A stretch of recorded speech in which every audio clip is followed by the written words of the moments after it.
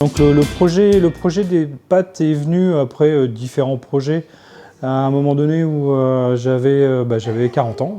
Et donc je travaille avec les magasins de producteurs. Ça fait maintenant 10 ans que je fais ça. Et pour aller encore plus loin que la transformation d'une matière première, j'ai voulu aller jusqu'au bout de la démarche et ouvrir un restaurant de producteurs à La Rochelle. Voilà, en fait, j'ai eu 3 casquettes. Je suis donc toujours agriculteur céréalier, producteur de pâtes et maintenant restaurateur depuis 2 ans. J'ai une super équipe en cuisine et en salle et on arrive vraiment à faire ressortir le goût de la fraîcheur des produits et c'est là où je suis vraiment satisfait du résultat parce qu'en fait mon métier c'est de nourrir la population comme je vous le disais tout à l'heure et en plus quand on arrive à avoir des collaborateurs qui font un super boulot derrière pour mettre en valeur ces produits-là, c'est une réelle satisfaction.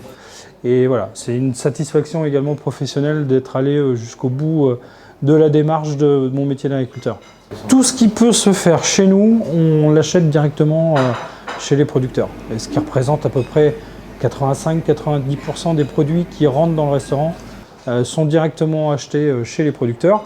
Alors qu'ils soient issus du magasin de producteurs en face, ou pas, mais de toute façon, c'est des produits de la région et achetés directement dans les fermes.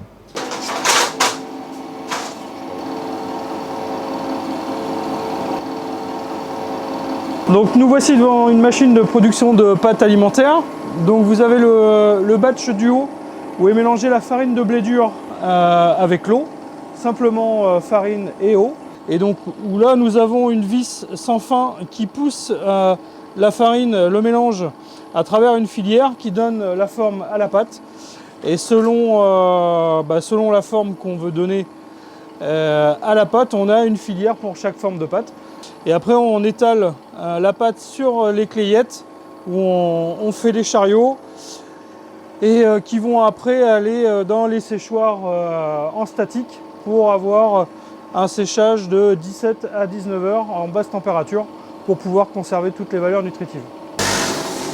Voilà, donc les pâtes, une fois sèches, sont déposées dans cette espèce de grand entonnoir qui va alimenter le tapis pour pouvoir alimenter la machine où on va ensacher les pâtes en sachets de 250, 350 ou 500 grammes. Donc nous avons 12 formes de pâtes différentes et certaines sont déclinées en semi-complète ou en gourmande en coloré. Donc en traditionnel, on peut avoir la pâte en forme de tracteur qui au départ nous a fait connaître parce que c'était assez original et du coup ça a plu et ce qui nous a fait rapidement connaître dans la région. On a une pâte qui est assez originale et qui plaît beaucoup, c'est la pâte en forme de grain de riz qu'on a appelée Riso. Donc voilà, celle-ci est très très agréable à déguster. Et puis après des pâtes colorées où là on a du rouge et du vert avec tomates épinards.